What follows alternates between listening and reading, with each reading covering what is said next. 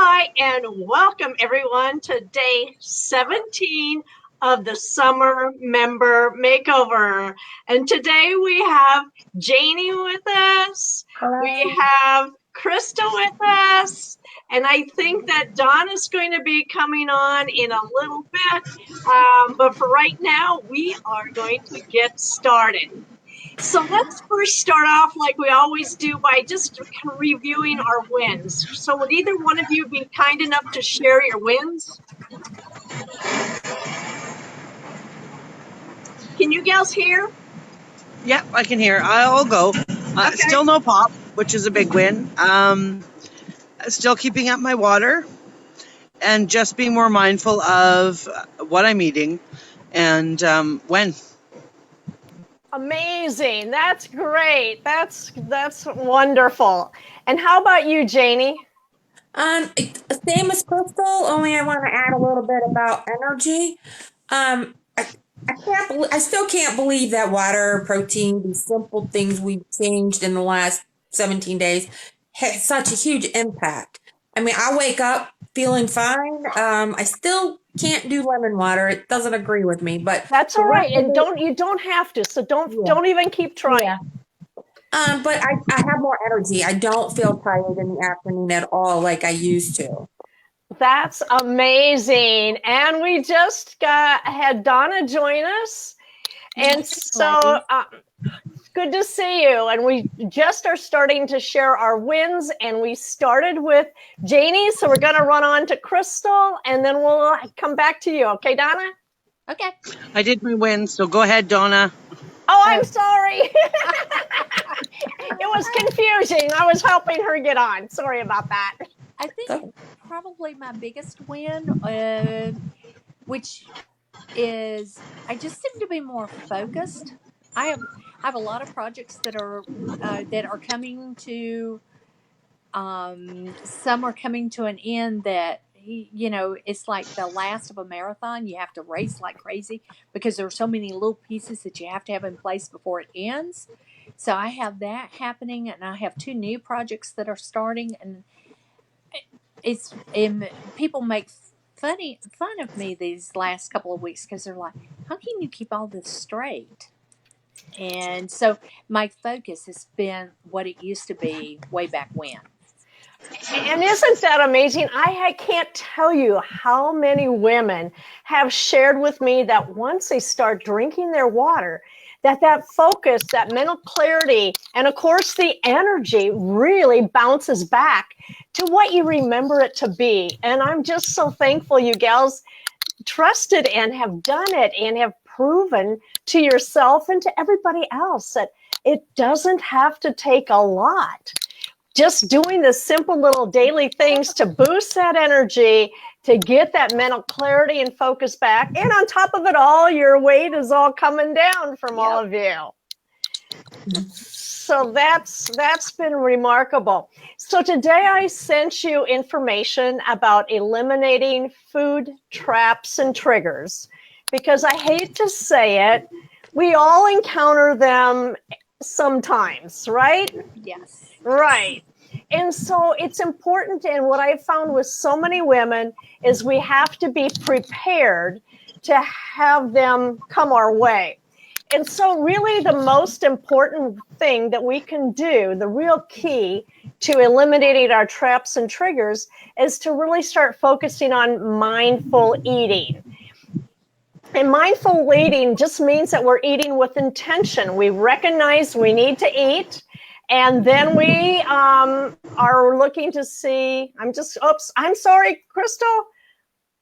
I'm sorry, Crystal, I bumped you back out there. Okay, I'm trying to take and mute you guys for a minute because I was hearing a lot of noise, okay?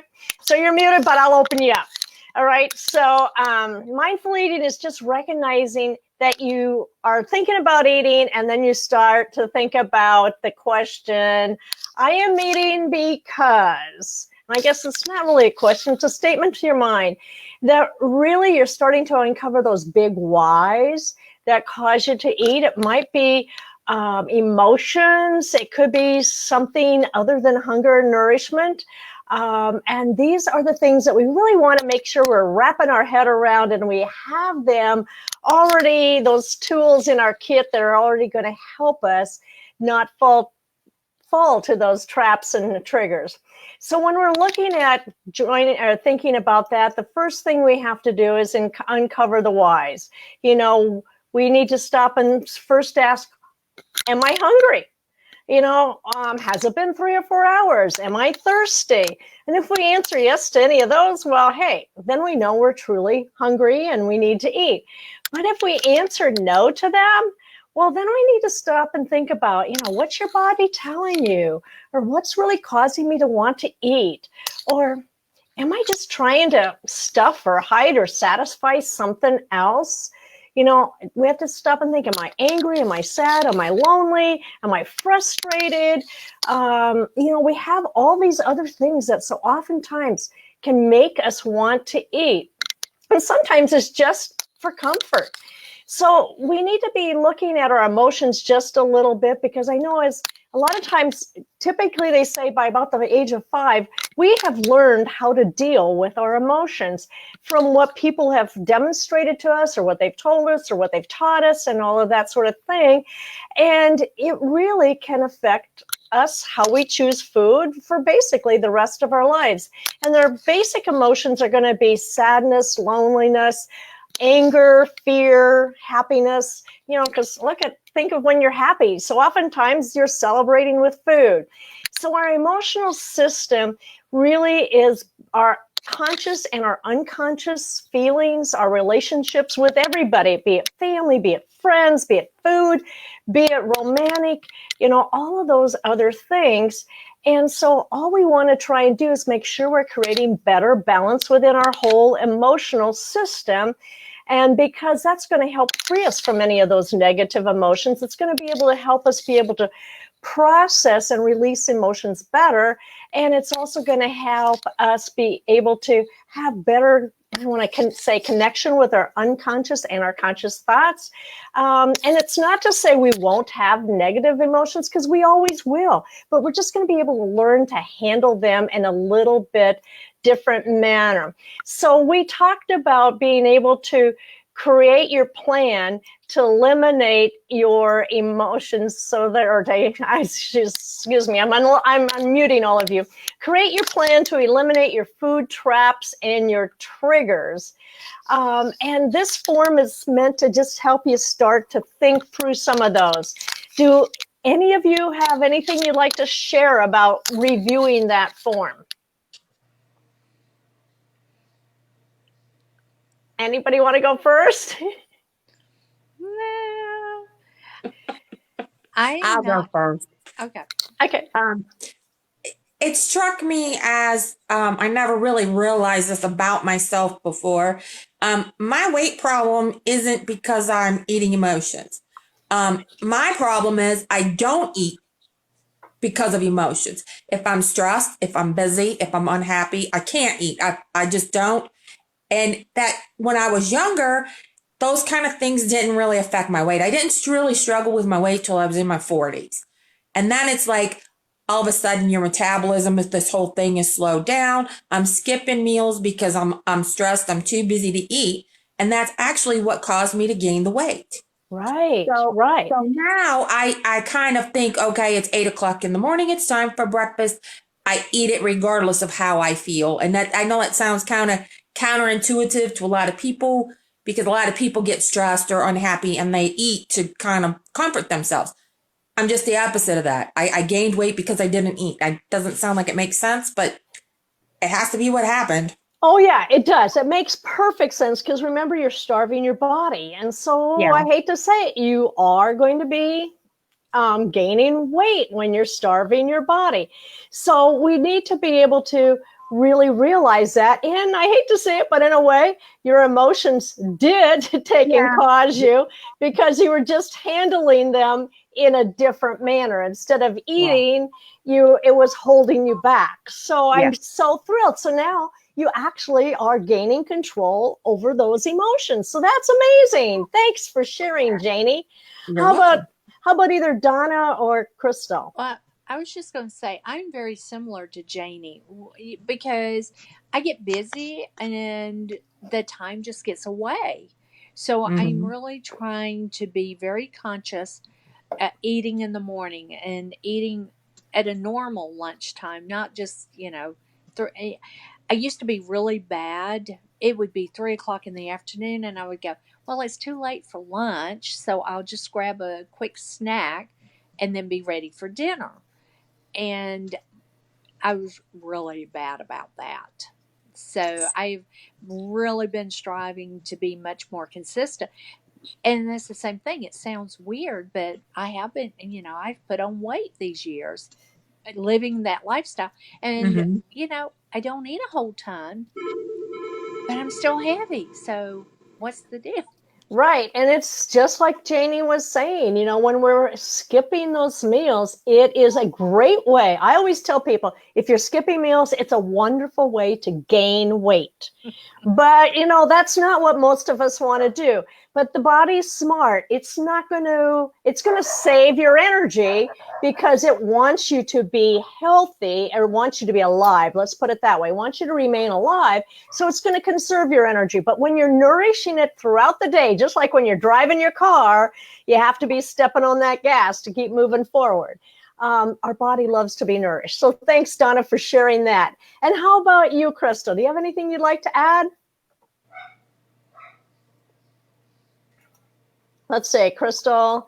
It looks like you keep bumping there. Can you hear us now, Crystal? Yes, I can. Okay, perfect. Yes. Okay. Same. I'm really, I was really bad for not eating, like going all day, not waking up in the breakfast, not having breakfast, just kind of getting ready, going to work, and then kind of floating through work, not having a plan, not having a lunch, and then by the time I'm starving in the afternoon, I would grab, Mike and Ike's or some Cheetos or something terrible for me, and then waiting until I'm starving home and eating a big meal and feeling sick after eating it. So eating throughout the day has been much better, and I'm probably eating more than I ever was. Like, I think a lot of my problem was my body was probably in starvation and no water. I'm And not gonna no, lie, I'm not the water drinker in the group, but I am now, and planning and being prepared. Like, even as we had to go to the hospital last night for my daughter, I grabbed a water bottle and had water with me. I didn't eat the best dinner, but I still ate a much healthier dinner than I would have chosen prior.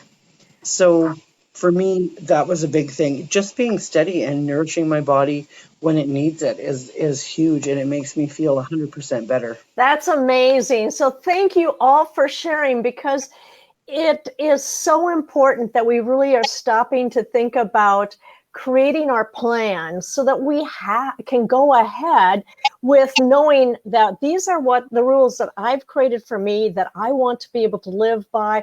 I can be able to get better control of my emotions. I can help so that they aren't affecting what I'm choosing to eat, etc. So I really appreciate you gals going through that whole process. And I also sent you the day 17 tracker, which I do hope that you're using. And does anybody have anything else that they would like to? Oh, I forgot. I also wanted to make sure that everybody participates in the Forget Diets Forever contest. And all you have to do is go to FDF, that's the initials of Forget Diets Forever, fdfcontest.com, and you will get one free stress reliever a week. And it's amazing, and it'll tell you all the ways you can earn points to be able to be one of the winners. We are giving away a bunch of prizes, and we only have about another week and a half to do this. So please get started today. And then I also have had a couple people ask me if it's too late to join. And honestly, it's not. We just had a whole group just join. And it's never too late to be starting to do simple little things that can really create lasting results. And by the way, I don't know if you gals happened to hear on Good Morning America yesterday. I put it in my email today, but how that they interviewed this gentleman And he's done all this research, and he's proven that if you're going to change a habit, you have to start with investing only 1 to 2 minutes a day. 1 to 2. You can't overhaul everything at once. You have to be able to just take 1 to 2 minutes a day and then make yourself successful doing that, and then keep adding new and little things. And that's all we've been doing the whole time, is just taking little steps to be able to create our change that has really been astonishing for you women. So anything else before we're done today? I was just going to say that yes, it has been. So anyone who really wants to make a change, starting, even though we're into day 17, it's still a great way because, and I'm sure the other ladies will agree with me, just doing that one thing a day and just not knowing ahead of time what that one thing's going to be, but that one thing, I think, is why I have had so much success, because I'm not having to do everything. And if anybody starts today, they will still get all the information dripped out one day at a time, just like you gals did. And they'll be able to review everything. And I'm going to be setting up a call with them once a week also. But it's important to realize it's just those itty bitty steps that really make change possible. And it makes it possible in a way that you can continue doing this for a long, long time. You are developing a lifelong habit by just simply making one little change. Anybody else? All right. Well, then, thank you all for joining. And we will meet again tomorrow at the same time. On Friday, we are going to meet early. It's going to be 8:30 Eastern Daylight Time, because I will be on an airplane at this hour. And I've got a schedule worked out for next week, and I will be sharing that with you gals too. So thanks again for everybody being here. I can't wait to hear how you do tomorrow. Thanks. Bye-bye. Bye-bye. Bye. Bye.